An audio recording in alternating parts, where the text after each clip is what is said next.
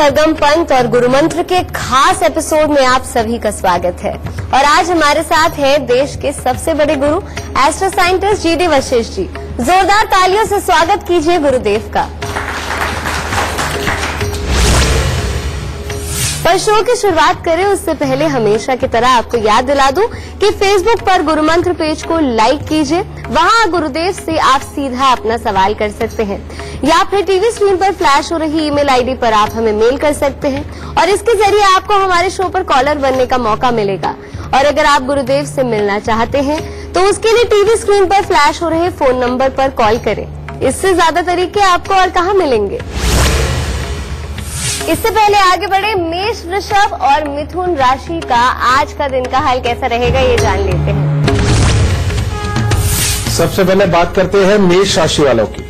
मेष राशि वालों का आज दिन काफी उत्तम है। आज परिवार तथा मित्रों के साथ अच्छा समय व्यतीत होगा। कामकाज अच्छे स्तर का बना रहेगा।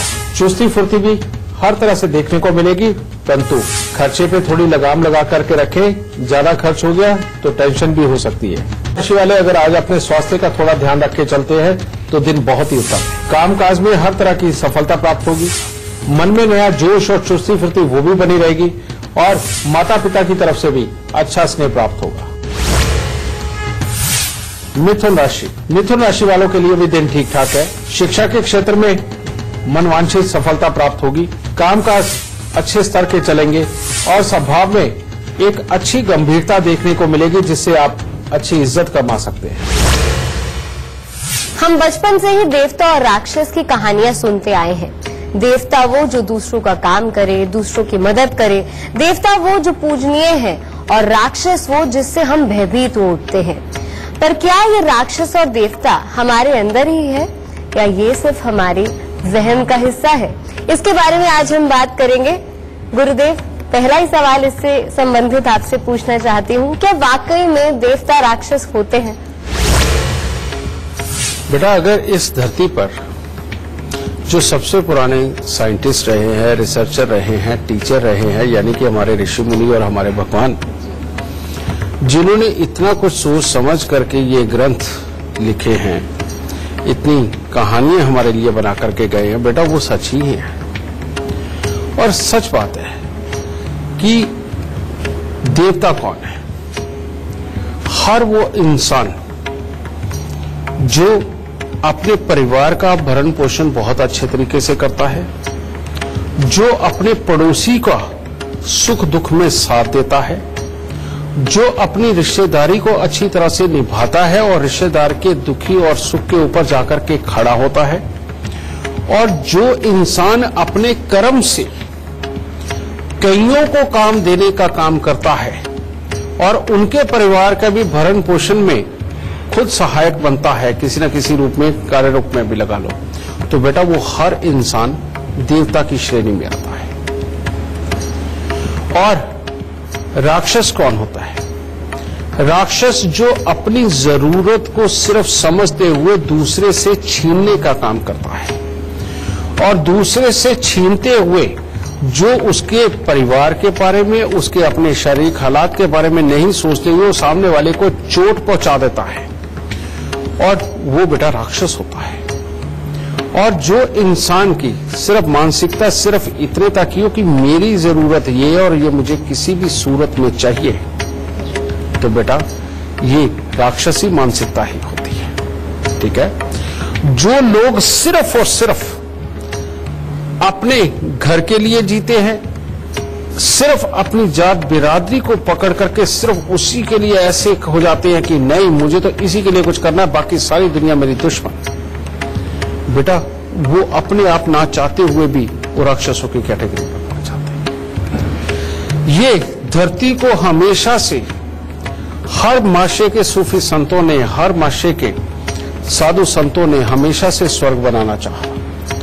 अगर उनकी ही ये कोशिशें हैं कि आज भी धरती के ऊपर इतनी बड़ी मात्रा में इंसानियत जी रही है, एक दूसरे के काम आती है, एक दूसरे के दुख दर्द को समझती है और मदद के लिए भी आती है, बेटा ये सारा माशा जितना है ये सब देवताओं की कैटेगरी में है, समझे।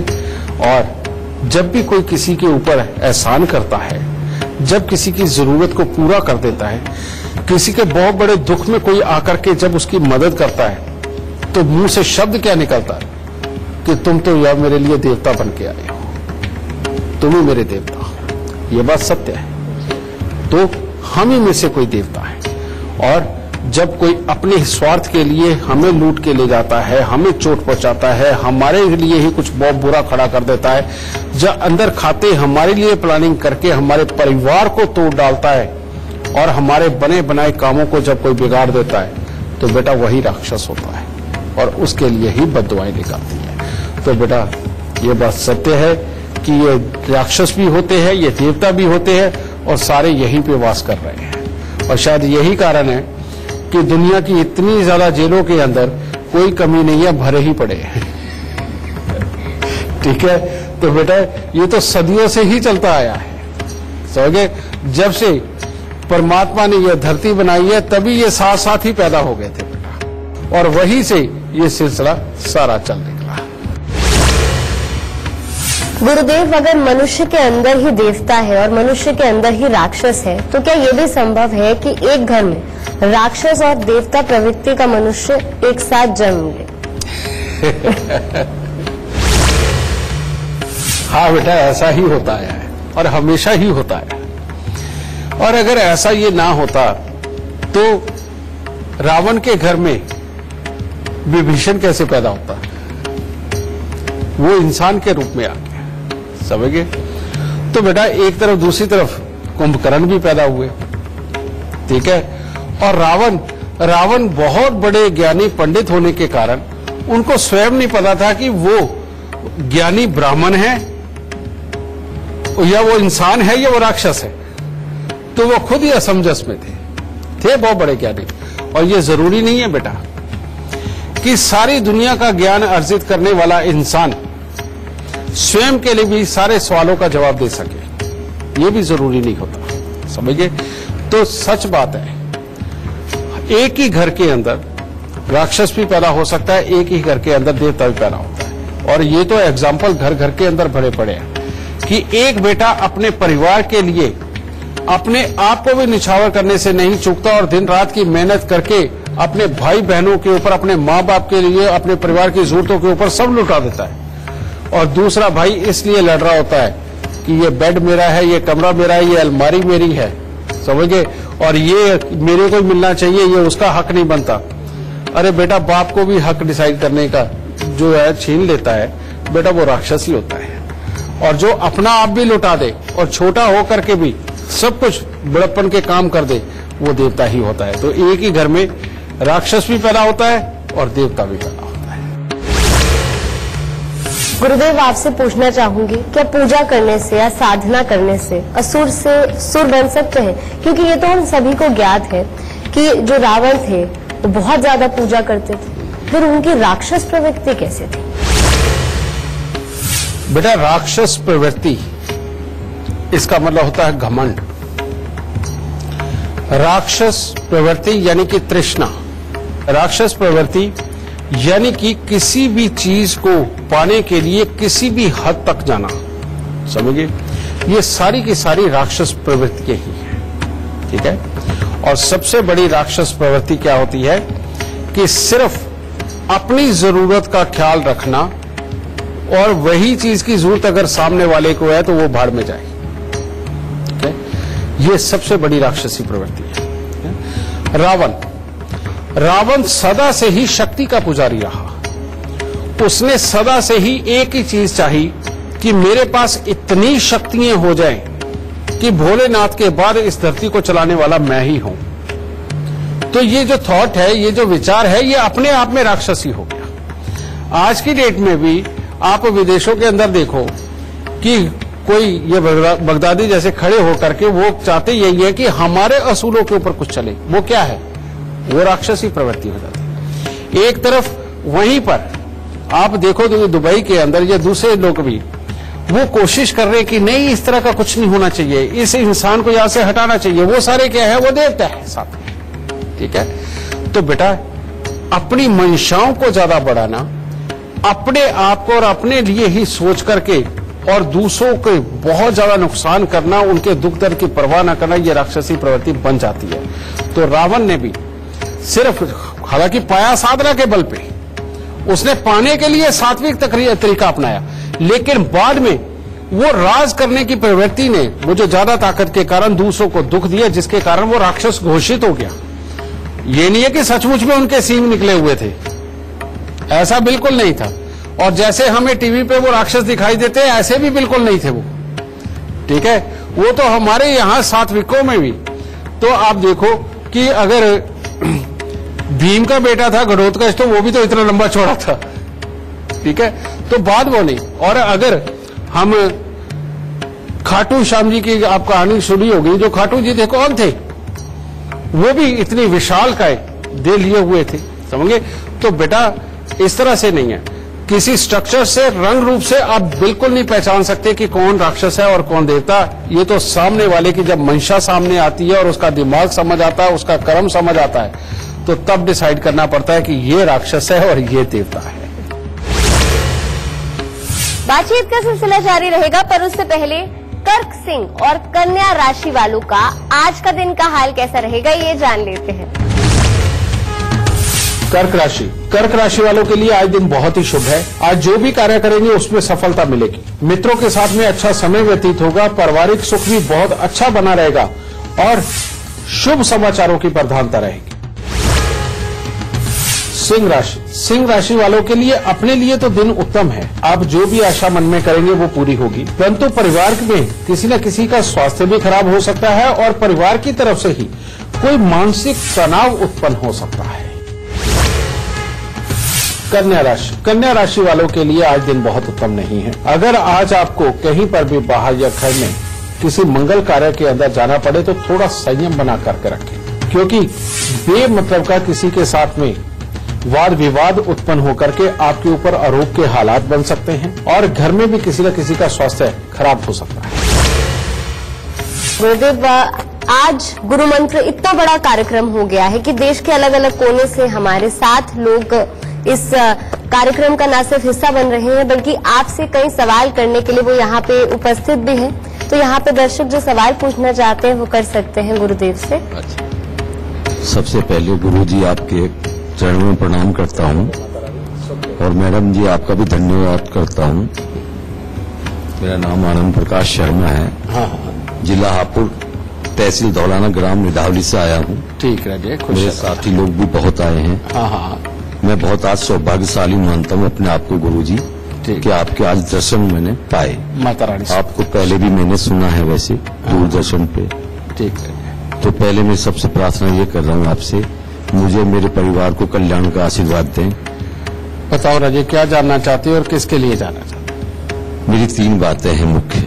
सबसे पहले मेरे देश का भविष्य क्या होगा आने वाले समय में? देश का भविष्य क्या होगा?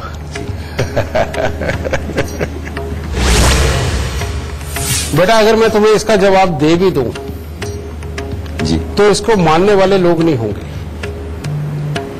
जी। किसी भी देश की जब स्थापना होती है, किसी भी देश का जब नाम रखा जाता है, जब भी उसका संविधान लागू होता है, उसके संविधान जिस दिन लागू होता है वो उसकी एक तरह की डेट ऑफ बर्थ होती है और वो जिस वक्त हो रहा होता है वो उसका टाइम होता है। और ये रिसर्च मैंने ज्यादा नहीं तो कम से कम 60-70 देशों के जब संविधान लागू हुए वो मैंने ये रिसर्च करी और वाकई में पाया कि जो बहुत जल्द और बहुत ज्यादा विकसित देश हुए, समझ गए, जैसे ये सिंगापुर तो 4 दिन पुरानी बात है कि जब आजाद हुआ और उसने खड़ा होना शुरू किया, ठीक है। इसी तरह से आप चाइना को ले लीजिए, इसी तरह से कनाडा को ले लीजिए, ऑस्ट्रेलिया अभी बसा है, समझ गए, वहां बने हैं ये चीज। इसी तरह से 1947 के अंदर जब हमारा ये देश आजाद हुआ और उसके कुछ सालों बाद जब हमारा संविधान लागू हुआ, अगर उस डेट ऑफ टाइम को हम देखते हैं तो उसके अंदर शनि और चंद्र की युति निकल के आती है और जो भाग्य स्थान में, इसीलिए हिंदुस्तान के भाग्य में ही ये चीज बन गई कि यहां पर चालाकी, झूठ, कंफ्यूजन की स्थितियां इसके भाग में ही बन गई हिंदुस्तान के। और बुध खराब हो गया, क्योंकि इनके मिलने से बुध भी खराब होता है।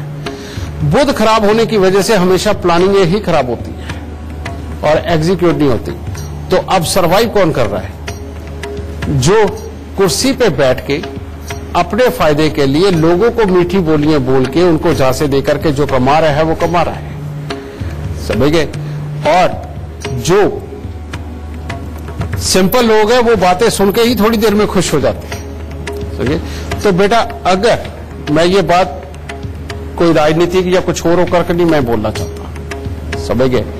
ये तो मैं सिर्फ एक ज्योतिषी के नाते ये चीज बोल रहा हूं कि कभी वो दिन आए जब सर्वसम्मति से भारत देश का संविधान ही बदल जाए, उस दिन हिंदुस्तान सर्वोपरि ताकत बनेगा। और अगर कहीं वो संविधान वाकई में दिन वार मुहूर्त को देख करके बदला जाए तो फिर तो इसको कोई नहीं रोक पाएगा। नहीं तो बेटा, अभी सैकड़ों साल बड़ी कंफ्यूजन की स्थितियां और चल रही हैं। तो क्या गुरुजी हमारे जाने के बाद ही होगा ऐसा?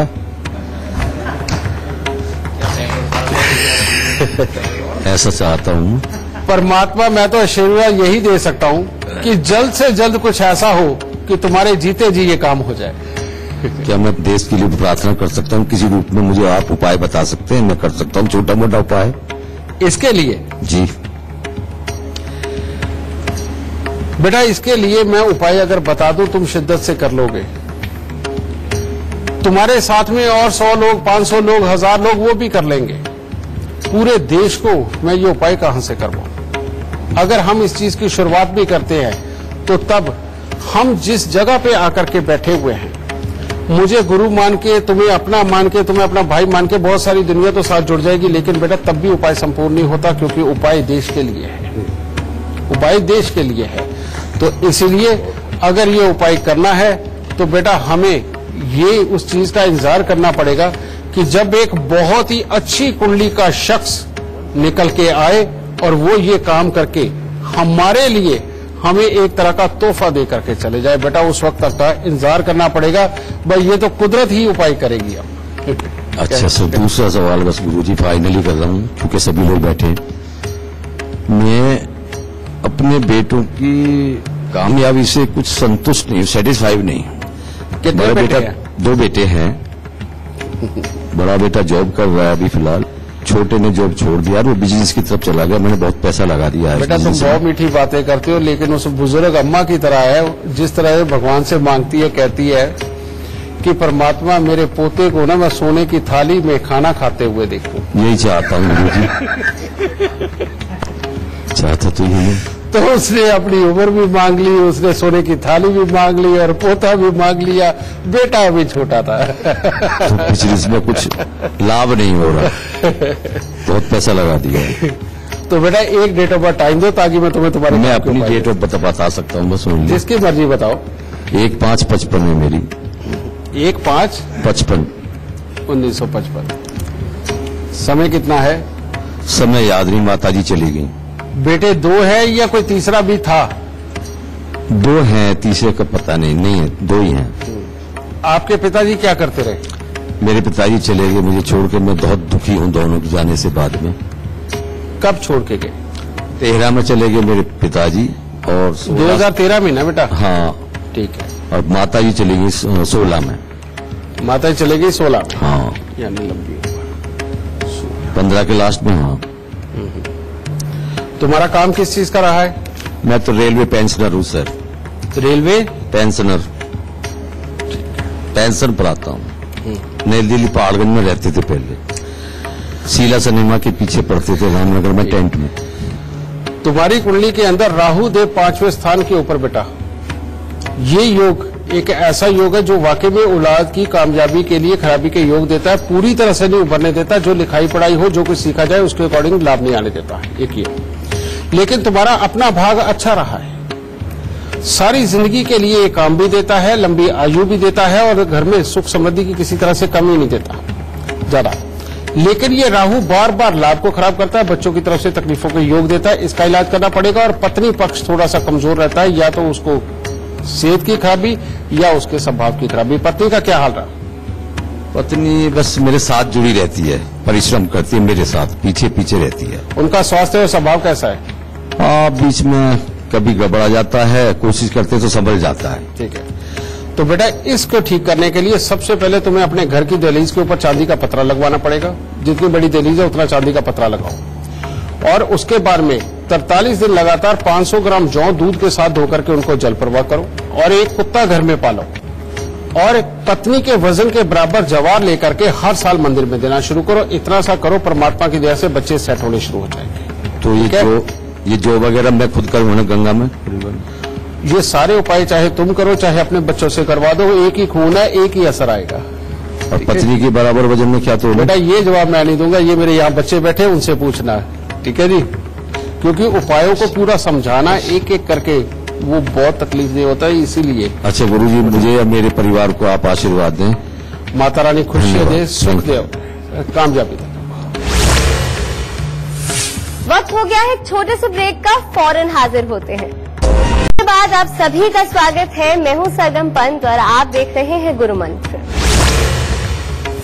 इससे पहले आगे बढ़े, तुला, वृश्चिक और धनु राशि वालों का आज का दिन कैसा होने वाला है ये जान लेते हैं। तुला राशि वालों का भी आज दिन उत्तम है। कामकाज में सहकर्मियों के साथ तालमेल अच्छा बना रहेगा।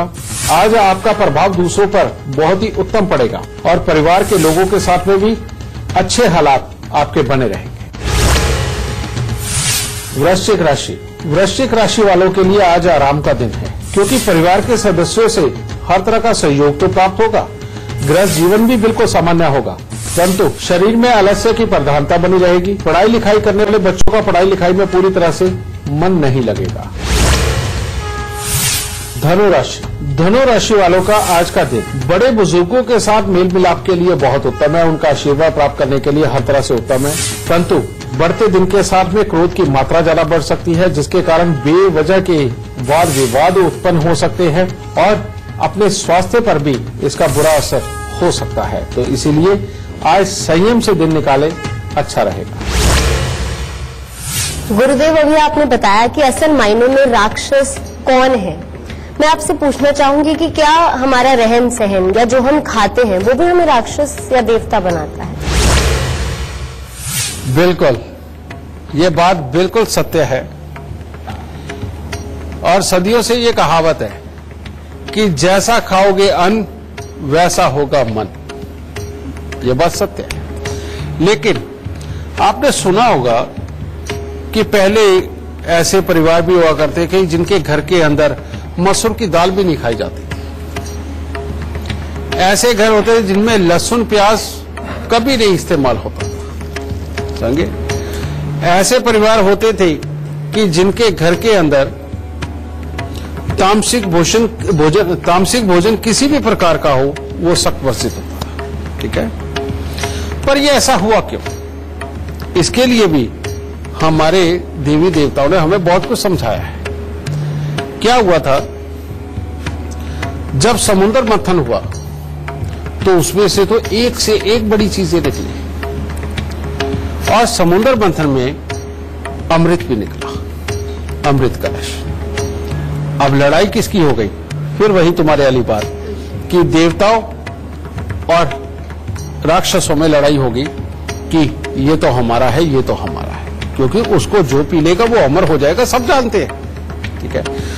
तो भगवान विष्णु जी ने मोहिनी रूप धारण किया, अपने जलवे बिखेरते हुए अपने हाथ में डेली कमान की, ये तो मैं बरताऊंगी, अब मैं बरताऊंगी बनके उन्होंने बरताना शुरू किया। उन्होंने लाइन लगवा दी, पहले देवताओं की, बाद में राक्षसों की। तो यहां फिर देखो, विष्णु भगवान बहुत चालू थे, बड़ी चालाकी किया करते थे, पर जब भी उन्होंने चालाकी करी है हमेशा दुनिया की भलाई के लिए, देवताओं की भलाई के लिए ही की है, ठीक है? तो उन्होंने बरताना शुरू किया तो उनके अंदर राक्षस देख तो रहा था, राहु नाम का राक्षस, कि ये तो चालाकी होने लगी है, ये सिर्फ अभी देवताओं को भुगता जा रहे हैं, हमारे टाइम पे तो ये खत्म ही हो जाना है। तो उसने क्या करा, देवताओं का रूप धरा और जाकर के राक्षस वो देवताओं में बैठ गया। तो मोनी का रूप धरे विष्णु भगवान भी नहीं पहचान सके। जब वो नहीं पहचान सके तो वो अमृत पी गया। अब जैसे वो पी गए तो पता चला ये राक्षस है। अब क्या करें, फिर भगवान ने निकाला चक्र और काट दिया सर। अब जब वो सर काटा, अब वो अमृत पी चुके थे, कुछ गले में कुछ नीचे। तो जब वो गला कटा तो उसमें से कुछ बूंदें जो धरती पर गिरी अमृत की और खून के साथ मिक्स होकर के, तो वो बना लहसुन प्याज। वो बना लहसुन प्याज। अब होता क्या है, लहसुन और प्याज के तो गुण ही बहुत बताए जाते हैं। कहते जो लहसुन खाता है उसे हार्ट अटैक नहीं होता, बैड कोलेस्ट्रॉल नहीं होता, सो एंड सो। और जो प्याज खाता है उसका वीर्य में वृद्धि होती है, उसको गर्मी नहीं ज्यादा लगती, लू नहीं लगती। ये सारे गुण भी बताए जाते हैं। लेकिन असली बात क्या है बेटा, ये तामसिक होने के कारण ये ठीक है, ये फायदा तो देते हैं, लेकिन जो भी इंसान रोज ही भर भर के लहसुन खाने लगेगा, आप देखिए कि उसका गुस्सा 7वें आसमान पे रहता है। वो कभी किसी की बात नहीं मानता, मन मर्जी करता है और अपने परिवार का भरण पोषण ढंग से नहीं कर पाता, सिर्फ अपने आप को ही देखता है। इसीलिए हमारे यहां पर हमेशा से ही ये कहा गया कि जो तामसिक भोजन है उसको छोड़ो। लहसुन प्याज है, इसको ना इस्तेमाल करो, इसको औषधि के रूप में इस्तेमाल करो, खाने के रूप में मत करो। पहले मसूर की दाल भी नहीं खाई जाती थी। मसूर की दाल क्यों नहीं खाई जाती थी? क्योंकि उसके अंदर भी गर्मी देने का ही गुण है, वो भी सिर्फ गर्मी ही देती है। ठीक है, तो जितना हर भोजन की तासीर को समझते हुए उसका तब सेवन किया जाए तो बेटा ज्यादा उत्तम रहता है। तो इससे वाकई में वो जो कभी कभी एक इंसान के अंदर भी राक्षस पैदा हो जाता है, वो अपने खाने की वजह से हो सकता है। तो इसीलिए बेटा खाना भी निर्धारित करता है कि देवता कौन बनेगा और राक्षस कौन बनेगा। ठीक है, तो ये है तरीका। गुरुदेव, पूजा साधना से बदला जा सकता है क्या? मनुष्य अपने आप को बदल सकता है? बिल्कुल बदल सकता है, इसमें कोई दो राय नहीं है। कैसे? बेटा आज तक बहुत सारे ऐसे एग्जाम्पल है, समझिए, कि जिसके अंदर जैसे हम अपना ऐसे बहुत सारे ऋषि मुनि ही रहे हैं। आप वाल्मीकि जी का एग्जाम्पल ले लीजिए। तो पहले क्या कर रहे थे, वो चोरी किया करते थे, डाके मारा करते थे। तो जब उनको एक साधु ने वाकई में पूछा कि तुम्हारे इस कर्म का भाग क्या तुम्हारा परिवार उठाएगा, जब उनको वो जवाब नहीं मिला और उनको पता चला कि ये मेरे ही कर्म मेरे खिलाफ है, तो बेटा उन्होंने साधना का, उन्होंने तप का रास्ता अपनाया और जिसमें कि सारी यह शक्तियों को उन्होंने बड़ा बना दिया। और वहां से वो वाकई में सुरों की गिनती में आने लगे और वहां से देखो उन्होंने कितने बड़े कर्म कर दिए। इसी तरह से रास्ते में हमें बहुत सारी ऐसी कहानियां मिलती हैं। आपने बहुत सारे ऐसे इंसानों के बारे में भी सुना होगा कि जिन्होंने अपनी जिंदगी के अंदर हर गलत सही काम करके इतना धन कमाया कि बहुत हुआ और बाद में उनका इस चीज से मन उठ गया और वो चले गए तब के लिए और भगवान की राह पे निकल गए। ये बात सत्य है। और बहुत सारे गृहस्थी के लोग भी ऐसे कि पहले एक अवस्था के अंदर वही आदमी अपने पड़ोसियों को, अपने रिश्तेदारों को कुछ नहीं समझता था, जब देखो लड़ाई करता था, जब देखो अपने स्वार्थ को पूरा करने के लिए किसी भी कुछ करता था, लेकिन बाद में उसका एकदम कायाकल्प हो गया, एकदम बदल गया वो। ये समय के अनुसार बेटा ये होता है, ये भी बात सत्य है। लेकिन इसी चीज को अगर कोई इंसान एक अच्छे गुरु की शरण में जाकर के ये जान ले कि सही मायने में जीवन क्या है और किस तरह से जीना चाहिए, और उस इंसान को मेडिटेशन, पूजा पाठ, अध्यात्म का अगर वो थोड़ा सा रास्ता दे दे और दिन के अंदर वो आधा घंटा इस चीज को देने लग जाए, तो इंसान का पूरा कायाकल्प हो जाता है और वो पूरा बदल जाता है। और ये सच बात है कि राक्षसों को भी बदला जा सकता है, समझिए। क्योंकि ये स्ट्रक्चर के वाइज देखिए तो सुर और असुर का स्ट्रक्चर एक ही है। शरीर के अंदर काम करने वाले जितनी मशीनरी है वो एक ही तरह की है, लेकिन वो हालातवश और ग्रहवश वो कुछ अलग फल देने लगती है। तो ऐसे में इन सबको बदलने के लिए तो सदियों से ज्ञान प्राप्त है बेटा, उसको अपनाते हुए वाकई में पूजा पाठ, अध्यात्म और खान पान को जोड़ के किसी भी इंसान को वाकई में बदला जा सकता है। हमारे बीच एक और दर्शक हैं जो सवाल करना चाहते हैं गुरुदेव से। नमस्कार गुरुजी, मेरा नाम डॉक्टर आरती मक्कड़ है और मेरा जन्म तिथि 11 जुलाई 1979 है, 12:50 PM। कहाँ का जन्म है राजे? दिल्ली का। प्रोफेशनल फील्ड में मैं आर्टिस्ट हूँ और आर्ट एग्जीबिशंस ऑर्गेनाइज करती हूँ, ऑन द कॉस्ट वर्क करती हूँ, रेपुटेशन मेरी अच्छी है, फैमिली में भी अच्छा मेंटल सपोर्ट मिलता है। लेकिन मैं अपने काम को, कारोबार को और बढ़ाना चाहती हूँ, स्टेबिलिटी देना चाहती हूँ। और 2016 में मेरे फादर चल से थे, तो उनसे एक फीलिंग सी जुड़ी रहती है, अटैचमेंट सी।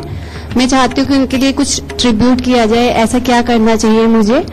आर्य समाज में मेरी एजुकेशन हुई है, तो कौन से देवी देवता को मानना चाहिए, ये बात मुझे आज तक समझ नहीं आई। के लिए मुझे क्या करना चाहिए? हाँ, ये असली सवाल है। इसकी चिंता तो मेरे फादर भी लेके चले गए। मैं सामने देख रहा हूँ जो हालात है बेटा, ठीक है। तुम्हारी कुंडली बेटा वाकई में बहुत बढ़िया है, ये बात सच है। इस कुंडली को बोलते हैं भाग्यवान कुंडली, जिसके अंदर बैठे बैठाए सब कुछ मिलता तो है। लेकिन ये कुंडली के अंदर कर्म स्थान भी अंधा होता है, और जो कर्म स्थान होता है वो पिता के साथ भी जुड़ा हुआ होता है।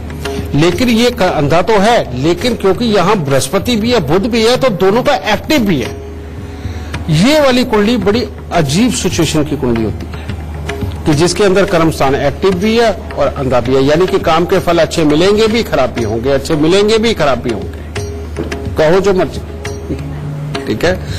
फिर जो जो कमाती जाओगी वो कहाँ जाएगा पता ही नहीं चलेगा। ये भी पूछना है, फाइनेंशियली ऐसा होता है कहाँ? और जब जब घर बनाओगी तब तब तो खास तौर पे काम भी बंद होगा, लाभ खराब होगा, ऐसा होता है। और केतु ऐसा बैठा हुआ है कि मकानों के सुख, बैठ के खाने के सुख, नौकरों के सुख, इनके मामले में टेंशन जीवन में डाल के रखेगा, समझ गए। जब तक इस योग को नहीं तुम हटा देती, क्योंकि लाभ स्थान ही डैमेज हो गया, तो तुम्हें शादीशुदा जिंदगी, अपने रिश्ते, अपना काम, अपने मित्रों की तरफ से मिलने वाले लाभ सारे तो खराब हो गए, समझ गए।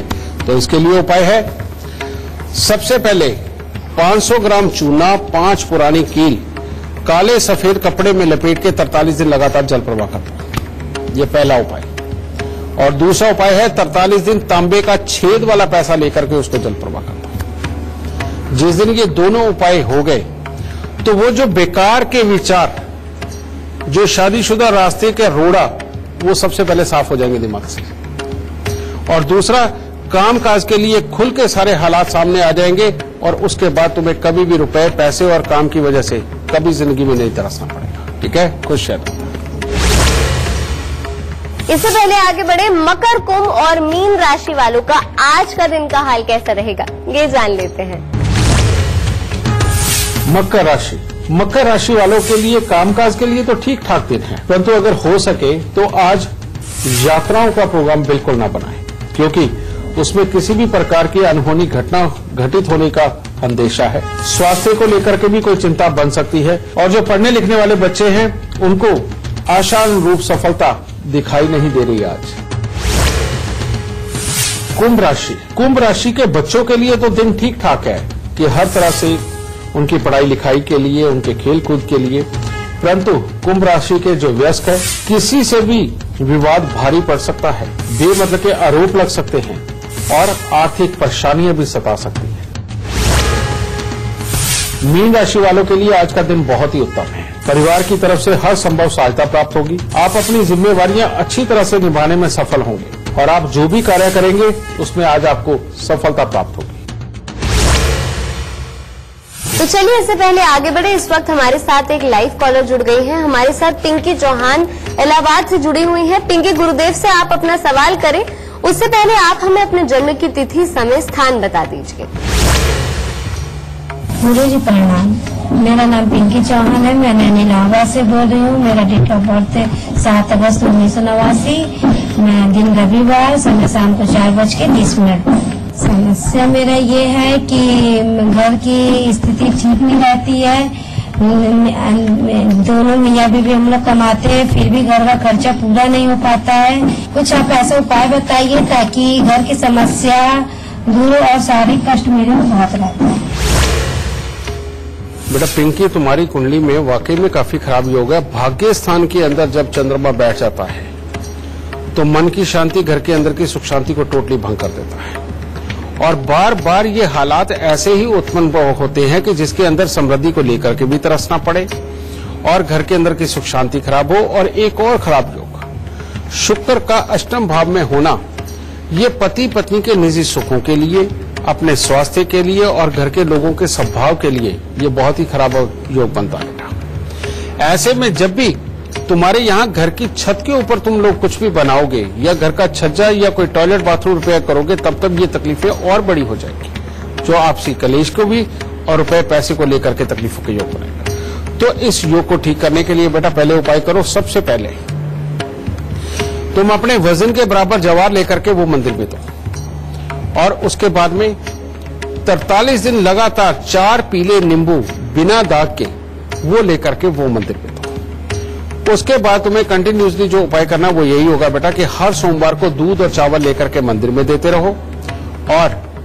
हर बुधवार को एक तांबे का छेद वाला पैसा लेकर के उसको जल प्रवाह करते रहो। बस इतने ही उपाय हैं, कोई ज्यादा नहीं, एक ही उपाय 43 दिन का। इन उपायों को करके देखो, घर की सुख शांति, समृद्धि, घर के मेंबरों की तरफ से मिलने वाले सुख सब जागृत हो जाएंगे। लेकिन अब एक उपाय ऐसा है जो तुम्हें लंबी उम्र तक करना है और वो तभी करना है जब हर चंद्र ग्रहण आए। और चंद्र ग्रहण के वक्त में वो उपाय क्या है बेटा कि 9 नारियल पूजा वाले, 900 ग्राम साबुत बादाम, 900 ग्राम काले और सफेद मिक्स तेल और 90 सिगरेट प्लेन जिसको फिल्टर नहीं होता बेटा, और 900 ग्राम सरसों का तेल, इन सबको आपस में मिक्स करके अपने सर से 7 बार उतार के चंद्र ग्रहण के मध्य में, यानी कि रात को मान लो 1 से लेके सुबह 4 बजे तक है चंद्र ग्रहण, तो 3 बजे इसको जल प्रवाह करना अपने सर से 7 बार उतार के। ये जो भी चंद्र ग्रहण तुम्हारे पास आए उसके अंदर ये उपाय करना तुम्हारे लिए बहुत जरूरी होगा। इन उपायों को करती रहोगी तो जिंदगी भर सुखी रहोगी बेटा। खुश है।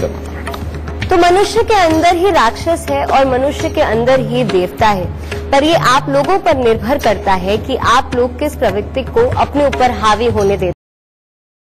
बस इतना ही, लेकिन कल फिर हाजिर हो जाएंगे एक नए विषय के साथ। तब तक के लिए दीजिए इजाजत। नमस्कार।